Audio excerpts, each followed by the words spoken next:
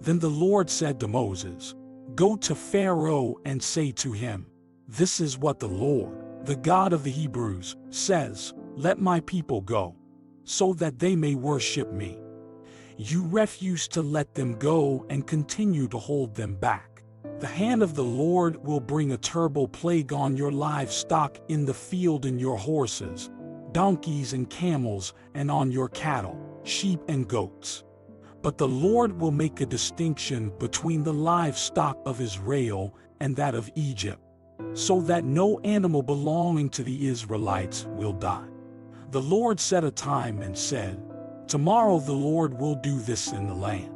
And the next day the Lord did it. All the livestock of the Egyptians died, but not one animal belonging to the Israelites died. Pharaoh investigated and found that not even one of the animals of the Israelites had died. Yet his heart was unyielding, and he would not let the people go. Then the Lord said to Moses and Aaron, "Take handfuls of soot from a furnace and have Moses toss it into the air in the presence of Pharaoh. It will become fine dust over the whole end of Egypt, and festering boils will break out on people and animals throughout the land." So they took soot from a furnace and stood before Pharaoh. Moses tossed it into the air, and festering boils broke out on people and animals. The magicians could not stand before Moses because of the boils that were on them and on all the Egyptians. But the Lord hardened Pharaoh's heart, and he would not listen to Moses and Aaron, just as the Lord had said to Moses.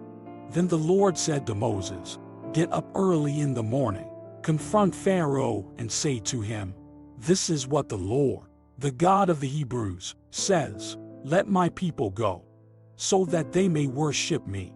Or this time I will send the full force of my plagues against you and against your officials and your people, so you may know that there is no one like me in all the earth.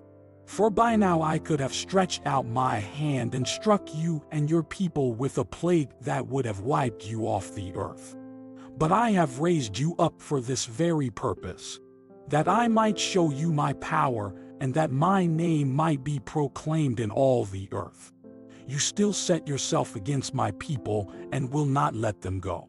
Therefore, at this time tomorrow I will send the worst hailstorm that has ever fallen on Egypt, from the day it was founded till now. Give an order now to bring your livestock and everything you have in the field to a place of shelter, because the hail will fall on every person and animal that has not been brought in and is still out in the field, and they will die." Those officials of Pharaoh who feared the word of the Lord hurried to bring their slaves and their livestock inside.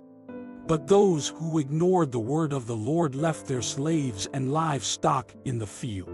Then the Lord said to Moses, "Stretch out your hand toward the sky so that hail will fall all over Egypt, on people and animals, and on everything growing in the fields of Egypt." When Moses stretched out his staff toward the sky, the Lord sent thunder and hail, and lightning flashed down to the ground.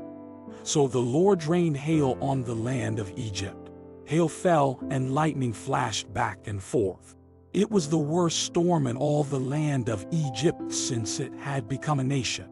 Throughout Egypt, hail struck everything in the fields, both people and animals. It beat down everything growing in the fields and stripped every tree. The only place it did not hail was the land of Goshen, where the Israelites were. Then Pharaoh summoned Moses and Aaron. "This time I have sinned," he said to them. "The Lord is in the right, and I and my people are in the wrong. Pray to the Lord, for we have had enough thunder and hail. I will let you go. You don't have to stay any longer." Moses replied, "When I have gone out of the city, I will spread out my hands in prayer to the Lord. The thunder will stop, and there will be no more hail. So you may know that the earth is the Lord's. But I know that you and your officials still do not fear the Lord God." The flax and barley were destroyed, since the barley had headed and the flax was in bloom. The wheat and spelt, however, were not destroyed, because they ripened later. Then Moses left Pharaoh and went out of the city. He spread out his hands toward the Lord. The thunder and hail stopped, and the rain no longer poured down on the land.